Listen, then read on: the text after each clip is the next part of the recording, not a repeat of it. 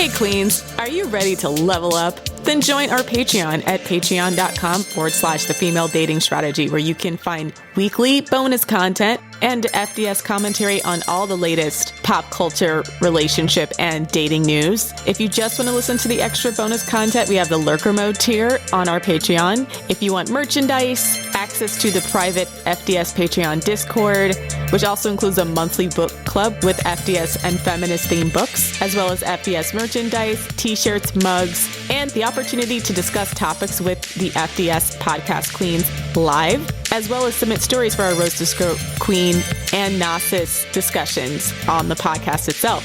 So if you'd like access to all this and more, visit our Patreon at patreon.com/The Female Dating Strategy.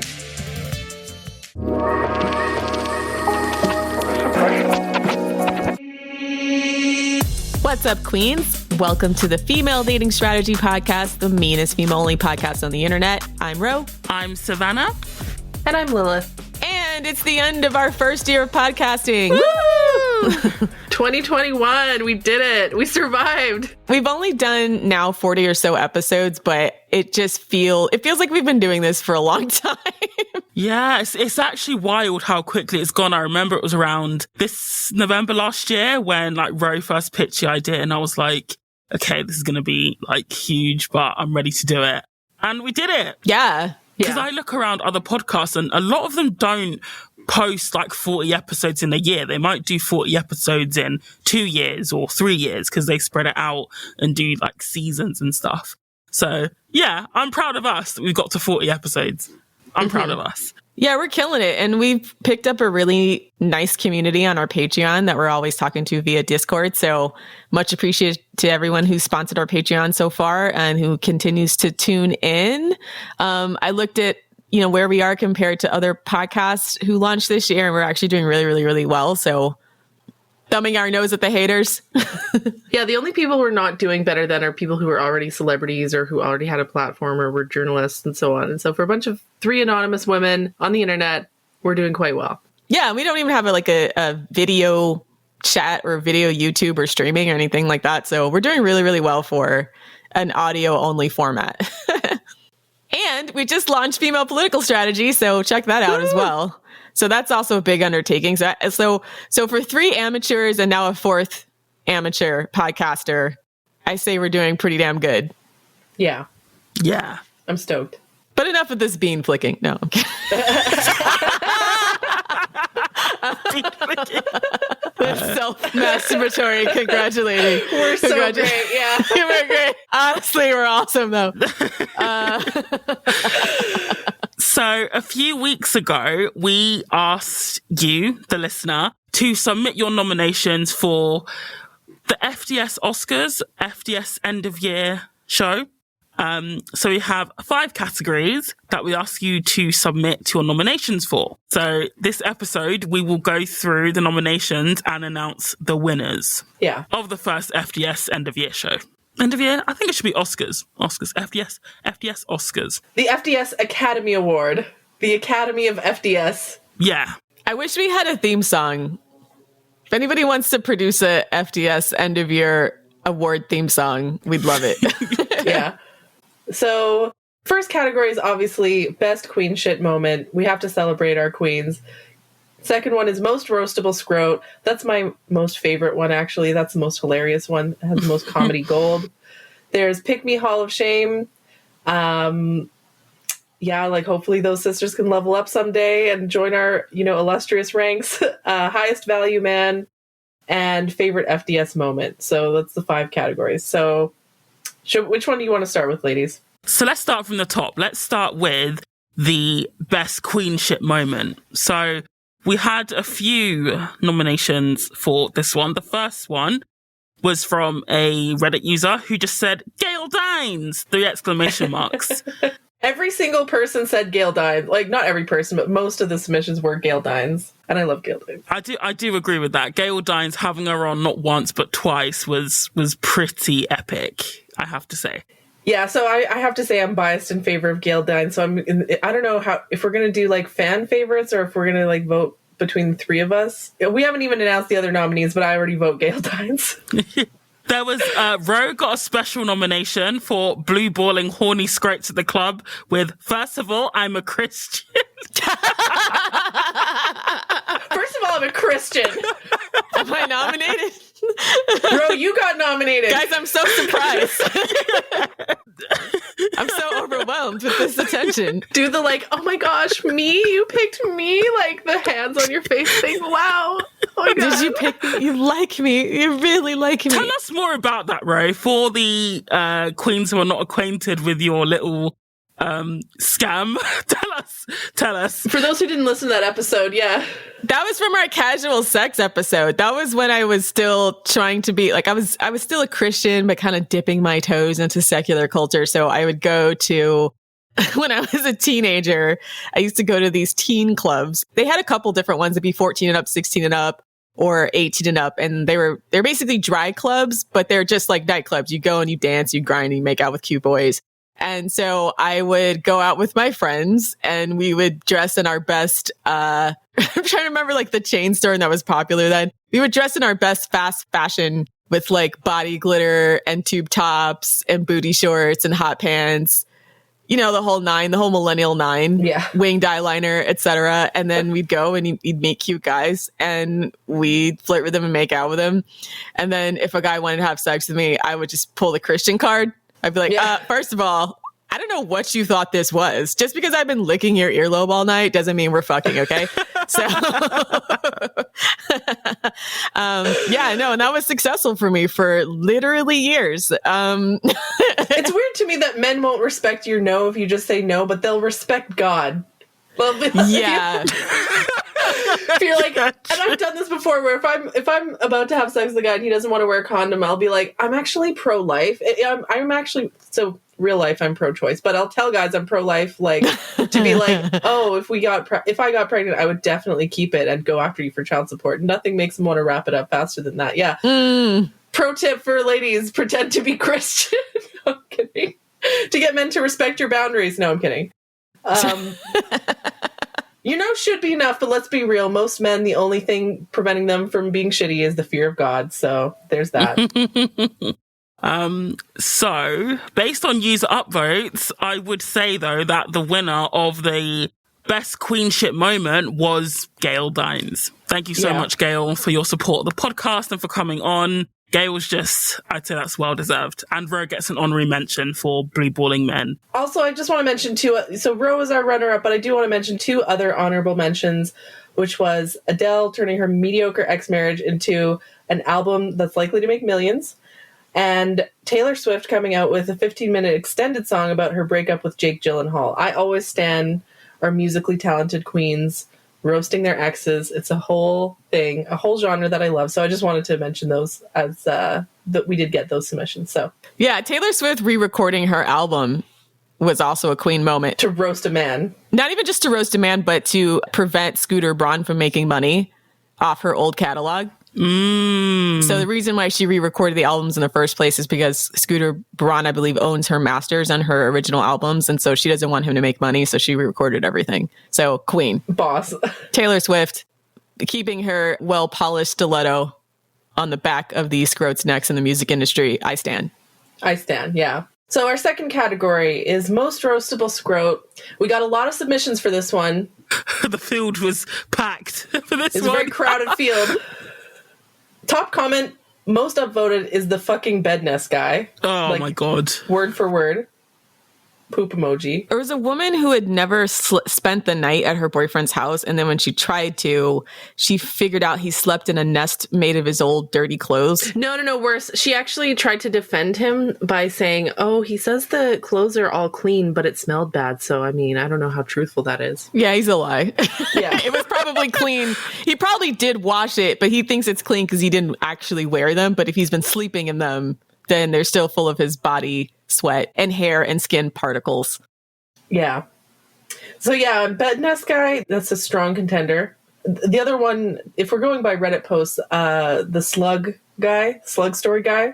Those are the two most disgusting Reddit stories, I think, is the slug story and the bed nest guy. The two worst men of Reddit. The slug story was a guy that was literally pulling slugs out of his garden and then putting it in his wife's food. Just some passive aggressive weirdo shit. I want to say I have actually, like, the Reddit user who posted the original story, I do check in with her Reddit profile from time to time, and she's still alive. So I want to say she's still okay. She did not die from the slug story, so I'm happy That's about good. that. I hope she's okay.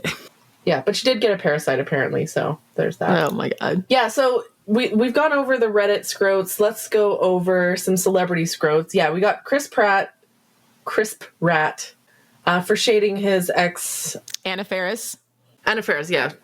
For shading his... He said that he loves his new wife for giving him, like, a healthy child, which is so mean because his ex, Anna Faris, they have a disabled child together. And I just think that's so fucking callous and, like, messed up. Like, that's just actually mean. Like, that's just straight up evil. And the other celebrity Scrote is David Portnoy from our David Portnoy episode for basically being, like, a sexual predator. Yeah, he's disgusting in every conceivable way. We also got 2 submissions from our Patreon Roast to Scrotes. One comment reads, "The whiskey dick. I'll never forget the crazy wall, the sundress on the damp grass, and the 12 different locations, and the pathetic sip of Jack Daniels left warm in the house." That was a pretty bad one. Yeah, that was an iconic moment. That was wasn't that our first roast to Scrote? Our very first roast to Scrote was whiskey dick, right? It was that guy who gave her the warm whiskey and then took her to like 12 different locations, didn't pay a cent, negged her the entire time. He was a horrible guy. Yeah, that was a really iconically bad roast to Scrote. Like, or iconically good, I guess, roast, but an iconically bad Scrote. Yeah, that roast was actually our very first roast, and it was on the Boomers, Coomers, and Consumers episode, one of our most popular episodes to date. So go check out that episode. So yeah, whiskey dick and explosive diarrhea. Yeah, the explosive diarrhea Scrote from the Femcells episode. Let's give him a teaser. Story behind the explosive diarrhea guy was the user who submitted the story. One of her friends had tried to hook her up with a coworker, and she goes over his house for the date, and he's hungover and basically blew up the bathroom while she was there. So it was just really disgusting all around, and he didn't plan it all for the date and looked pretty gross. So yeah, check that out on our Femcells episode. Our episode called Overcoming a Defeatist Mindset, Femcells, Wig Towels, Rad Femme Separatists, and Explosive Diarrhea. I would also like to chuck in an honorary mention. I would like to nominate all of Reddit for Scrote of the Year. Yeah. Yeah. No, I agree. I can't even think of any particular subject, just all of Reddit. Literally every male Redditor. I declare war on every male Redditor, every single one, off to the gulags for you. Male Redditor. All of you watch porn, you're irredeemable, you troll women, you're misogynistic, you guys deserve to be put in labor camps. Just the number of times, like, a woman will set a basic standard, like, I wish my partner, washed his ass and gave a shit about me, and there'll be some Scrote saying, you sound like you're from our female dating strategy. Fuck you guys. You were all Scrotes of the year.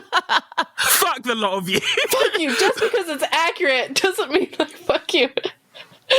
Yeah. It's because of Scrotes like them that female dating strategy exists. So once again, thank you, but also fuck you and the horse you rode in on. Yeah. And it was funny because we did a Twitter space a few days ago where someone asked, oh, don't you think it's hypocritical that you make fun of male Redditors all the time, even though you're women who started on Reddit? And we're like, no, because men on Reddit are... Because we're women. Yeah, because we're women. Like, we have no problem differentiating the female population of Reddit from the male population, because the female population is on Reddit for, like, skincare addiction, gardening, crochet, pictures of puppies, etc. The male population of Reddit is overwhelmingly there for the porn. Yeah.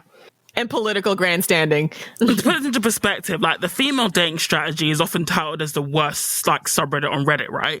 But if you look at the subreddits that, the men like to frequent, like Rose said, the pornography ones. Like, degrading holes. It isn't even just, like, straight porn. That will be bad enough. But we're talking about things like degrading holes, like dead eyes, just things which basically see women being tortured for the sexual gratification of men.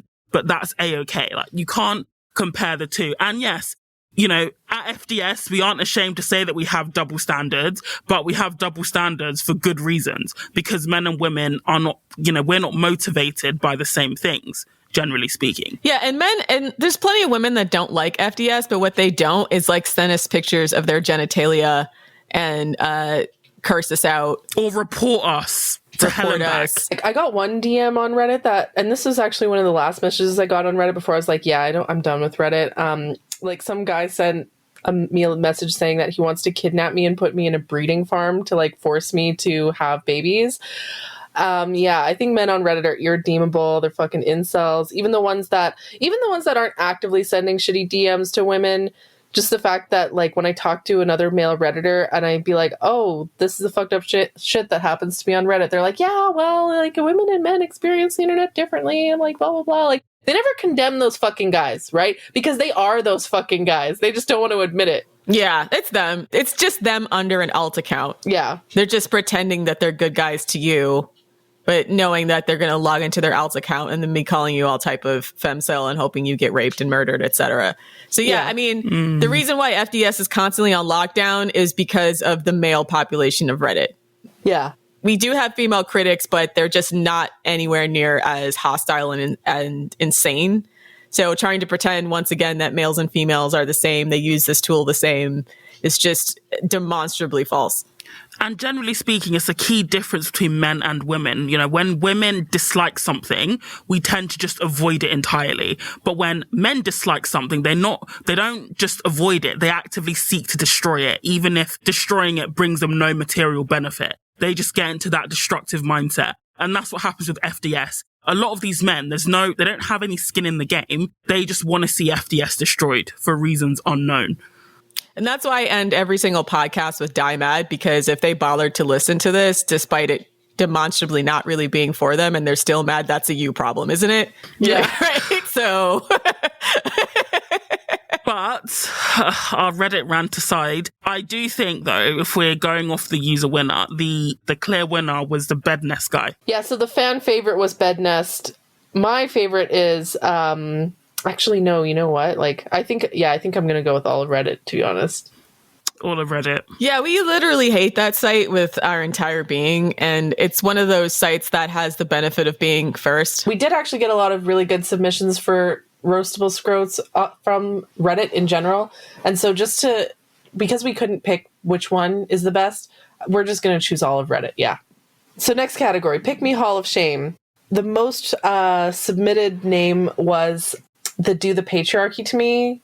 What was her name? Tracy Clark Flory? Tracy Clark Flory. Yeah, where do we start with that? We did a whole episode actually roasting her article about, what was it? Like, so the episode's called Jezebel.com Goes Inside Us, and it was roasting an article that she wrote on Jezebel.com. And to be fair, we knew the Jezzies were never going to be our friend because they were partially why there's such a rebellion against certain aspects of liberal feminism, and they were ground zero for a lot of the ideas that we critique today. She got flamed on our Twitter after she released her book. She was on a book tour for her book called Want Me, and it's basically a pick me handmaiding manual, or at least from all the excerpts that were released. It was all about how she was just begging guys to want her while pretending to be sexually empowered. So much, there was just so much there, and she wrote an original article literally called "Do the Patriarchy to Me," and it was really like over sexualized and weird, and it came across like a very, very porn sick woman. Yeah. Who was like trying to, in her head, reconcile her feminist credentials with her weird porn sickness. Basically relitigating and rehashing out the same sex wars that have existed for quite some time, but just in a really navel-gazing, narcissistic way, in addition to the gratuitous sex descriptions that just came across very cringe. So then this person decides that she wants to do a critique of female dating strategy and doing a couple things like trying to compare us to the red pill, misrepresenting some of our positions, calling us all the phobics. I think she called us neoliberals. Yeah. Yeah. Saying that we were neoliberals, a lot of cherry pick stuff, a lot of out of context stuff, a lot of stuff that she claimed that we says that when you look at the full post was the complete opposite. Like she does that thing that like tabloid news articles or just like bad journalism in general do, where they take a quote, they take out the part that doesn't fit in the narrative and just put like an ellipses. So they'll like edit your words. They'll be like the ... female ... said ... like Yeah. Just to try to force it to say whatever they want it to say, even if that's not what the original text says at all, right? So not even like misinformation, it's actually disinformation. Like they're actively trying to mislead the public, or they're actively trying to mislead whoever reads the articles. Because most people, they'll just read an article, they don't go and look at the actual sources, right? It's just basically propaganda. But the best part about Tracy Clark Flory is that she admitted, and this is like the biggest self-own, she never had an orgasm with any of the men that she was hooking up with until the last one, who ended up becoming her husband. Yeah, I feel bad for her because it feels like she bought hook, line, and sinker a lot of the narratives that we now rail against. But I think the difference in why it's so hard for us to kind of sympathize with her is that she continues to do it. Yeah, that's the thing. Even in her mea culpa want me, she doesn't take the time to be like, oh, maybe I got like brainwashed by porn culture. Didn't take any time to or think critically about her own internalized misogyny. She just immediately went to, no, wait, I watch all this fucked up porn because I want to. Girl boss, like that kind of thing, right? Like there's no critical thought. It's just like some women just have rape fantasies, like is basically her whole shtick, right? So the fact that like even when she admits that she never came from all and that she was lying to us all these years, she's still lying. Like, she's still lying. And we've heard from multiple people who used to write for Jezebel. There's quite a few former writers for Gawker Inc. or Jezebel on female dating strategy that there is a lot of pressure to write things like that. And so Tracy Clark Flory just comes across like one of the pick-me's that survived this very male-centric or male-focused focus on feminism. It's another example of men in media curating feminism so that it doesn't actually have any teeth or is not a threat to them, right? Yeah. And Tracy Clark Flory is like queen pick-me of that. We did talk to a Blue Check Cosmo writer in one of our Twitter spaces a few weeks ago, and she actually did say that when you're in a writing room, like there have been times where she'd write something and it just wouldn't get accepted or wouldn't go through because it didn't fit the narrative, or times where she's been told to write something just because like that's just what the boss wanted to publish, you know. So be aware that these media companies, even if the author is female, be mindful of who her boss is, who the media company is, and who owns those media companies. It's men, right? Yeah, I mean, and it's tough because anybody I would nominate for biggest pick me award, yes, it tends to be either conservative media or liberal media, and it's the same thing. Who's that woman from Evie who kept dragging us on FDS? I can't remember her name, but the conservative media tends to just call us femcells and say like, oh, you'll never get a man that way. Ha ha ha. And this is why men are not getting married because of women like you and all your crazy demands. So conservative pick-me's like Lauren Chen and I can't remember the head of Evie magazine, but Evie is basically like conservative Cosmo. Yeah. So I feel like for us, the pick-me's that get under our skin are like the media pick-me's, the ones that work for most of these male-centric media conglomerates and then continuously push the pro-porn, anti-FDS message. And with that, completely misrepresenting what we're about. I know we made fun of like a pick-me-nique. I can't even remember her real name now. Dominique. Yeah. Dominique something. Dominique Sisley. She wrote for the Vice article. Erin Taylor as well. Erin Taylor from The Verge. You know, there's a lot of these type of women who I'm like, again, it may not be entirely their fault. They might be pressured to write articles with this kind of bent. No, these sorts of women, they want to write these articles and they're just the ones who get picked by the media conglomerates. Like, no, I do see them as like complicit because they have this narrative and they're the ones who benefit from them. Like they benefit from patriarchy. Like they're being handpicked by patriarchs, basically, by men in charge to write narratives not beneficial to women. Yeah, the latest is Monica Greep from Daily Mail. It's interesting because, like, yeah, all of the criticism has come from female authors in major media publications, and that feels very deliberate, right? Use a female mouthpiece. It's a psyop. Like Elle said in episode 1 of Female Political Strategy, she's like, it's the ultimate psyop is get someone who looks like you to say the thing that goes against your interests, right? Exactly. So there was like Emma Sales. There's just been a bunch of women who have been recruited to drag FDS. And look, listen, I don't expect everyone to agree with everything on FDS, but I just don't like the purposeful false misrepresentation and false equivalency to things like to extremist, like real extremist groups that have led to real world violence, like red pill, MGTOW, incels, etc. Right? It's entirely an unfair characterization. It just solely exists to create an equivalency between us and the far right extremist manosphere to basically placate men and make it feel like, well, things that we are talking about is equally outrageous, right? When it's nowhere near the sort. You know, the sort of people who are not perpetually online, most normies, they come across FDS and they're just like, what? This is just common sense. Why are these people famous and why are they so hated for saying common sense, right? It's like, I don't know. I just feel like the people who get most upset about us are the men who just know that they wouldn't make the cut. And the women who get upset about us, I don't know. Like, they just think that they're going to get special pick-me points for pandering to those kinds of low-value men. And I'm just like, sis. The sad part is, like, if you look at, I mean, these women get paid so little at these major publications at that you just wonder, like, was it really, really worth it? Yeah, was it really worth, like, throwing women as a class under the bus for, like, what, $200, $300 as a freelancer to write this article, you know? Yeah.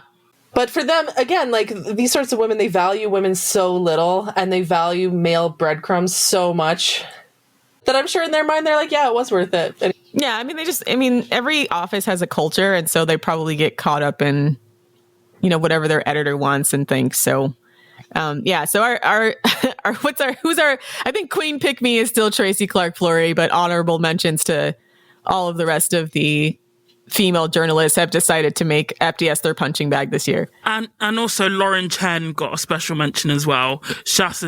We touched on conservative talking heads, but yeah, she got a special mention as well. Yeah, so I'd say the winner of this category would definitely be Tracy Clark Flory. Strong contender runner-up would be Lauren Chen, and honorable mentions would be Dominique Sisley, Aaron Taylor, and what was the one of the Daily Fail article? Monica something? Monica Grape. Yeah, cool. There. Those are all the Queen Pick-Me's of this year.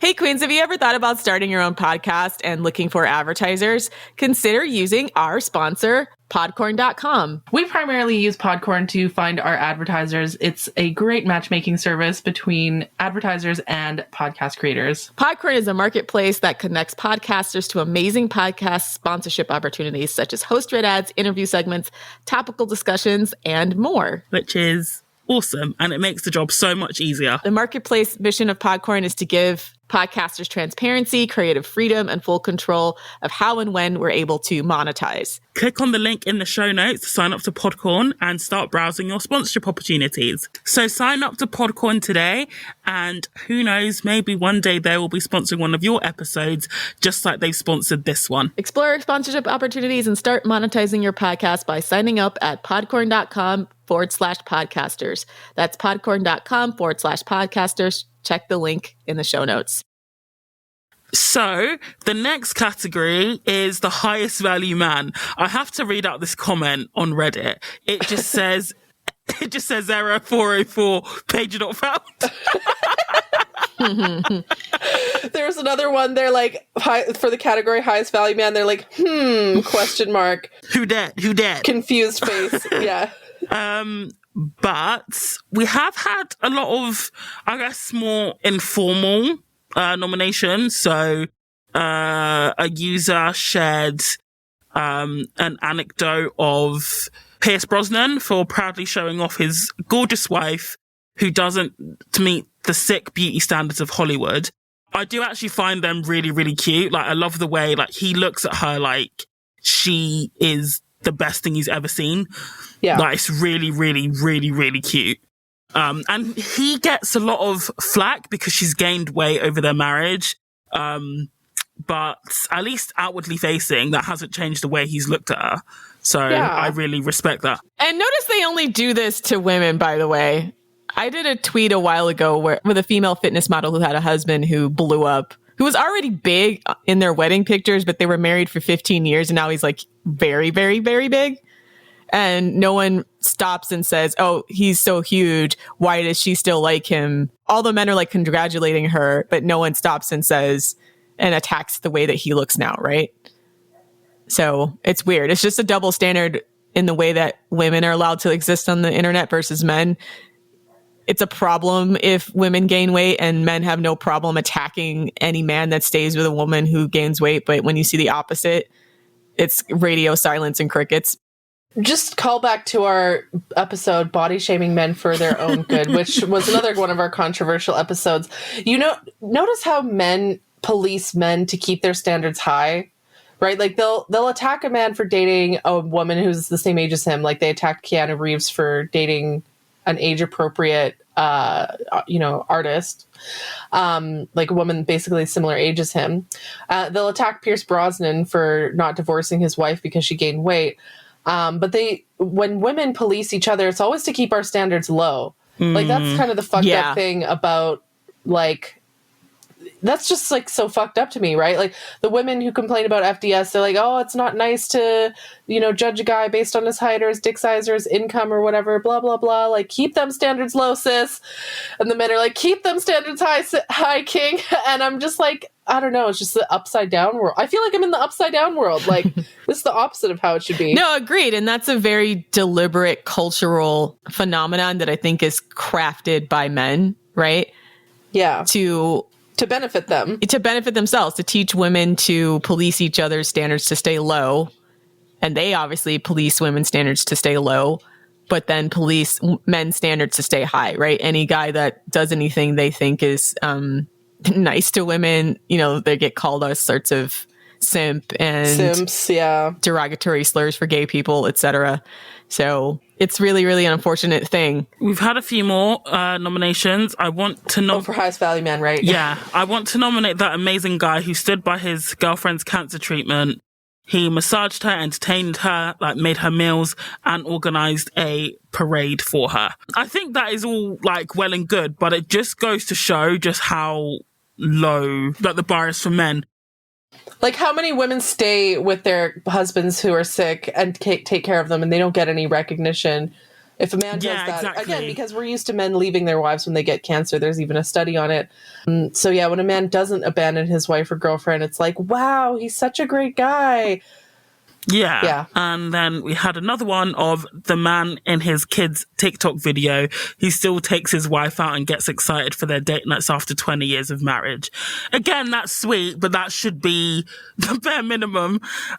So it's honestly quite telling that we're sort of scraping the barrel here with the HVM nominations. I said it's tough because sometimes the guy can do something publicly that looks high value, but be a total scrote behind the scenes. So some of it is everyone's... John Cena. Yeah, right. So some of it is everyone's hesitancy to crown someone a high value male just based on small snippets of their life, right? Because... True. Derek Jackson, true. Oh, God. True. I'm surprised he wasn't actually nominated for Biggest Scrote, to be fair. But we didn't get a chance to roast him this year, but... We will next year, don't worry. I want to do an episode declaring war on every male dating coach. Hell and we're going to take That's coming. In the comments of this episode on the Reddit thread, comment any male dating coaches you want us to drag, because we have Derek Jackson, Matthew Hussey, and I think Kevin Samuels. And, we want to maybe do 2 more. There's so many of these male dating coaches, and I wrote a big rant on my Twitter about it, where I feel like their entire existence is to police women's response to disrespect. Exactly. Right? And then trickle information that you should have a little bit more self-respect than you have, but at the same time gaslighting you into dealing with men who openly disrespect you by trying to tell you it's a lack of soft skills that you have, when it's just men disrespecting you because they can. Yeah. Male dating coaches also perpetuate patriarchy by thinking there's some kind of simple gimmick and solution and trick you can do in response to like turn a man around or turn a man's disrespect into something else, or that you can trick a man into loving you, or you can trick a horrible person into being good just for you, right? That's what they're trying. That's the hope and the dream that they sell women through all their books and tricks, etc. And it's just a big scam, and I hate it, and I hope we put them out of business. So yeah, should we just leave the category for highest value man? Should we just leave that blank this year and hope that another man wins next year? No, I keep hope alive. Let's congratulate the guys for the high value behavior that we did see. So that's fine. We just hope that next year we can find a more complete picture of a guy. Yeah. So the final category is the favourite FDS moment. So we've had a few special mentions, again, from our users. We got one for Detty Peegs. Oh, thank you. I accept that nomination on behalf of my wonderful mother. Even though that used to traumatize me as a child, I'm glad I can look back on it with fondness, and I'm glad it made you laugh as well. She'll be very, very honoured to... Tell your mom, by the way, Mom, you won an award you won a made-up award on our podcast. You're... or got nominated, I guess. Sorry. I'll text her now, actually. But yeah, thank you very much for that. Yeah. She's a based queen. We also got another nomination for when we hit 200k followers. And that was actually I think it was a few weeks after the sub went temporarily private. And then like all of Reddit were like, oh, is this the end for FDS? Dun, dun, dun. And then we get 200k. Rolls eyes to the back of head. They were all like gleefully eating their popcorn thinking that we were going to get canceled. And I was like, you thought, bitch, you thought. I remember one user was saying it was like a civil war in there. I'm just like, mate, this is not the Avengers. Like, it wasn't like, like we're not Thanos versus the Avengers. Like, it just goes to show how men just exaggerate and lie about so much shit. Like, yeah. They were just talking about it like it was like some civil war, like the War of the Roses in England. I was like, it wasn't like that at all. I love that we live rent-free in these dudes' heads. Like, when the subreddit shutdown was going on, and even just normal, just interacting with people online, I constantly find out about, like, dudes just, like, talking shit about me. I'm just fucking ignoring them. And, right, like, the fact that, like, I live rent-free in their heads and that I don't think about them at all. Chef's kiss. You know? Like, it just makes me feel so wholesome and like at peace inside. Yeah, it was interesting watching the meltdown that was happening in the manosphere. They were like, "Oh, it's finally going to go away," and that I don't know where they got that idea from. Oh my god. They all say, "Oh, I prefer male friends because men don't do drama." I'm like, no, men can be just as fucking dramatic. Oh, they love drama. They live for the drama. Men love drama. And they fucking lie so much as well. They lie about shit as well. Men live for drama. They're the first ones in mess. Don't ever let men convince you otherwise. So honorable mention to the thing that kicked off the subreddit shutdown, which is our female political strategy episode with Elle. Yeah. Which we did just launch on December 6th of this year. So thought it was a bit of an overreaction by the population of the FDS subreddit, but... Oh yeah, and if you listen to that episode on the FDS podcast with Elle and you didn't like it, I'd really like for you to listen to at least the first episode of Female Political Strategy. And if you still don't like it, that's cool. We can part ways. Hope you have a great life. But it would mean a lot if you would give Elle another chance by listening to that first episode. I have to say I was a little bit disappointed in the complete lack of faith in us, and then... Also, the amount of people who hadn't listened to the episode who were just mad. That was weird too. That we talked to a conservative. Yeah. That was honestly like the wildest thing. I literally saw somebody write like an essay. It must have been at least 1,500 words in because she hit the comment limit and then she had to write another 2 comments to get in what she wanted to say. So she wrote a lot, and she started with, "Oh, I haven't actually listened to the episode, but here's what I've heard." I was like, how can you write this about something that you haven't listened to? And it wasn't even Elle that was misrepresented. Like, it was all of us, really. True. Like, somebody came out and said I said I'm right wing when I never said anything of the sort. And it just got... I was just quite... I mean, maybe, again, I'm a Brit, so conservatives here, even though they're complete fucking assholes, they don't seem as insane, if there's such a spectrum, as the conservatives in the US. So that might have been why. An English person who votes Tory is actually more left-wing than an American Democrat.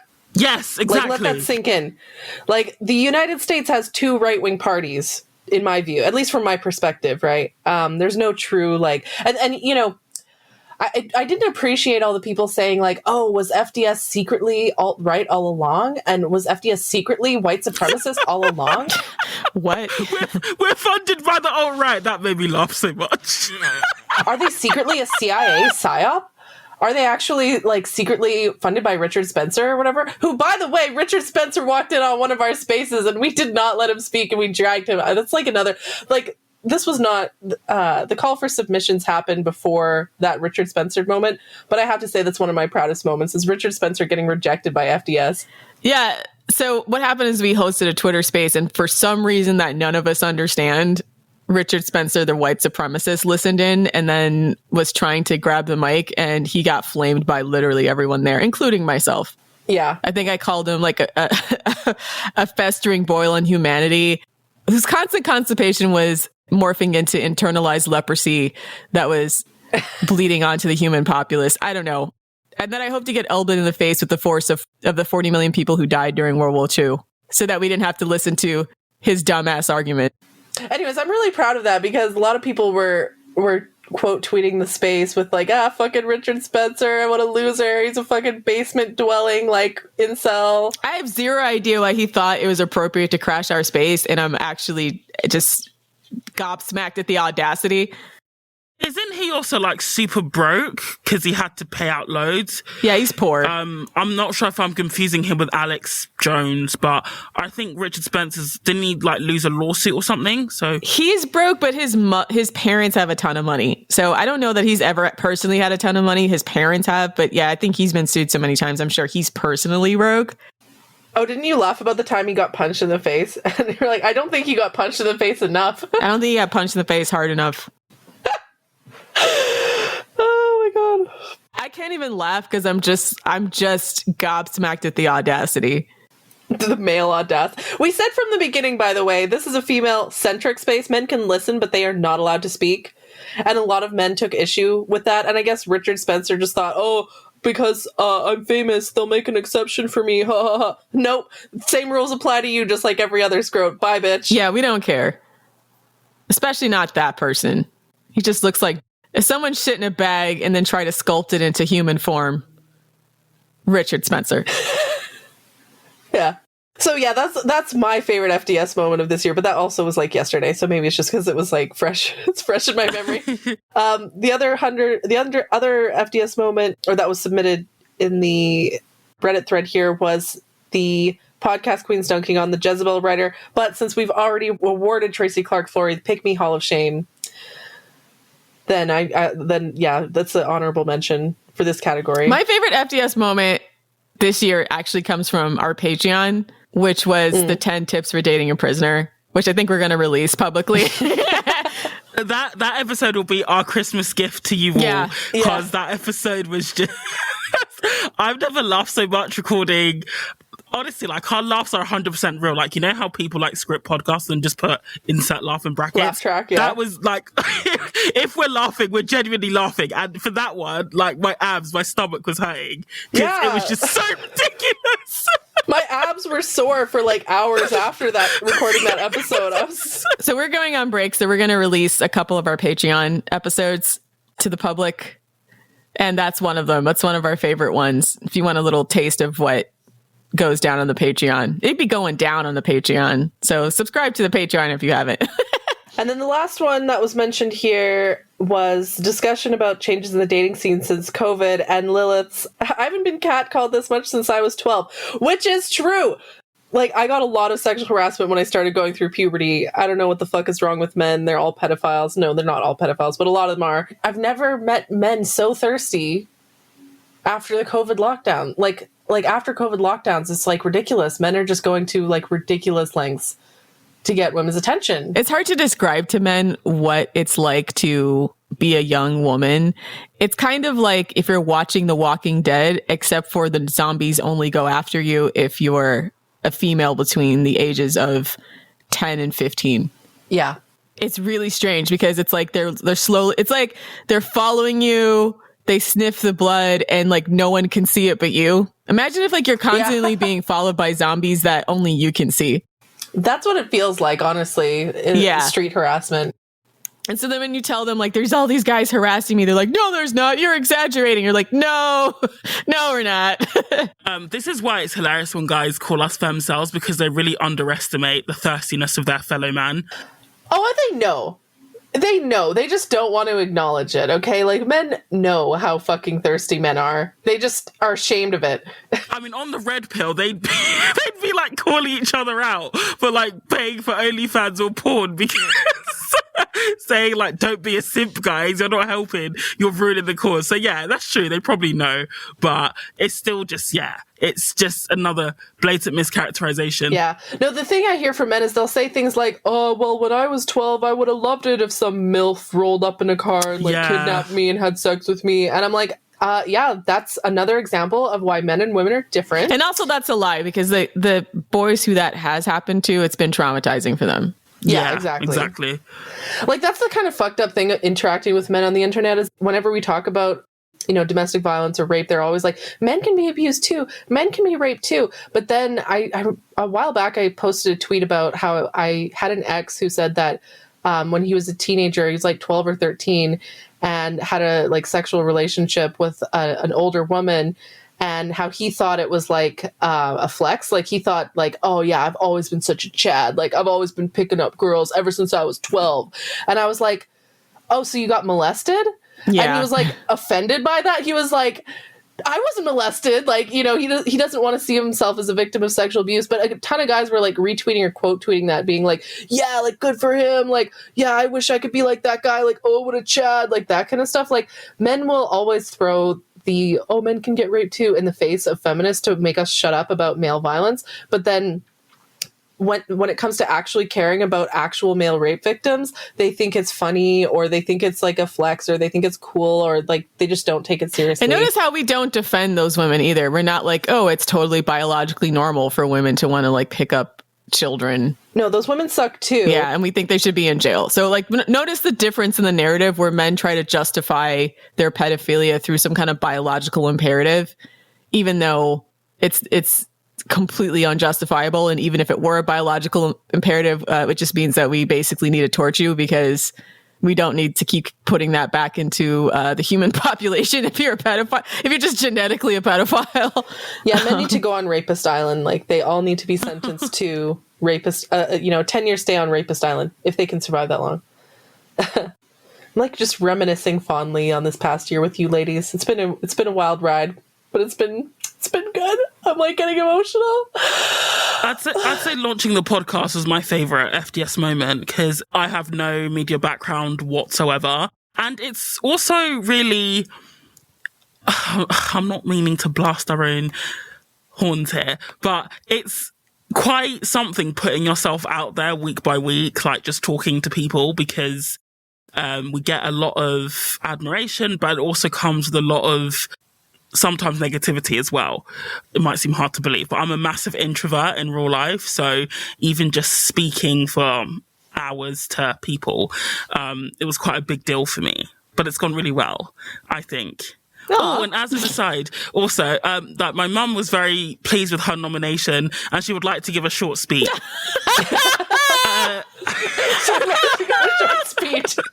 I mean, like after she was like, okay, what is FDS? I was like, female dating strategy. And then she was like, okay, I need a date. I was like, Mum, you're married. But anyway, she's like, she's like, the speech is, dear men, please stop spreading E. coli disease with your dirty pig habit. Please clean your bum properly to avoid skid marks on your girlfriend's bed. Please lead a safe life by being clean. So yeah, that is her acceptance speech. Words of wisdom from Savannah's mom. Much beloved based FDS queen. She had a short speech. I love it. Okay. But yeah, that was my favorite FDS moment, was launching the podcast and shit. And it's just been great to meet so many people, have all the guests, but also see the community really come to life. I feel like one of the reasons why we started the podcast was so that people can humanize us a lot. And I think that's been really successful. Like, even in some of the spaces where we get men jumping on, they're nowhere near as hostile when they hear us, hear what we have to say, than when they just read it. So yeah, and I'm really looking forward to 22 and seeing how far we can go with both the political podcast and this podcast. Also, I just want to point out we have almost 500,000 downloads on this podcast already. We have 450,000 downloads and 41 episodes. Well, 40, not, if you don't count the trailer. But yeah, so hopefully we'll hit 500,000 soon. I'm going to be really happy when that happens. But yeah, I'm really proud of us so far. We should definitely hit 1 million by next year. Definitely, yeah. The other thing I wanted to say that I'm really proud of is I get messages or, I get DMs from women all the time saying that because of FDS, they found a high value man, or because of FDS, they broke up with their shitty abusive ex, or, because of FDS, they leveled up and they're living their best single life, or, so on. Right. So for me, like, people often say, like, I hope you're proud of yourself for all this hate and horrible stuff you put out in the world. You're harming men, blah, blah, blah. And I'm like, you know what? Honestly, this podcast really does give me like life. It makes me feel like I'm like accomplishing something on this planet, doing good for the world. I'm helping women. I'm like, I feel glad that there's probably tons of women out there who will avoid an abusive relationship because of the advice that they got on FDS. And I think that like, I could die tomorrow and be super proud and think I've lived a full and complete life, just because, like, even if just one woman out there was inspired by my words to leave her abuser, I'd be like, that's enough. My life is complete. That's all. I hope to continue in 2022 to be sending out messages, pro-female messages, so that women know their worth and don't put up with shit from men. Well said. What I really love about the FDS podcast, first of all, having two really great co-hosts. Besties. So I know when we were all discussing trying to start a podcast and what that would actually look like and what that would actually mean, just having two co-hosts that were really enthusiastic about doing it, who had such great ideas, who were personable and funny. And I feel like I've learned a lot from you guys. And vice versa. I've learned a lot from you too. Thank you. And also just wanting a space where we could talk about FDS issues without the noise that comes with being on the Reddit. Because one of the biggest complaints that people have about the subreddit is that sometimes the strategy gets drowned out in a lot of the other types of posts, and there's not a whole lot of room to talk about some of the more specific issues in depth. So I'm really, really happy we were able to launch this space to talk about FDS in a more cohesive manner. And we've been getting really great feedback from our listeners as well as the Patreon subscribers. And we're hoping to keep expanding and create more media in the vein of FDS, both in the podcast format, but also newsletters and on the website and on our Instagram, on our Twitter, to like really, really become a pro-woman media conglomerate. So we appreciate all the support that we've gotten so far from everyone. I appreciate all the hard work that everyone who's been involved in FDS in various capacities has put in over this past year.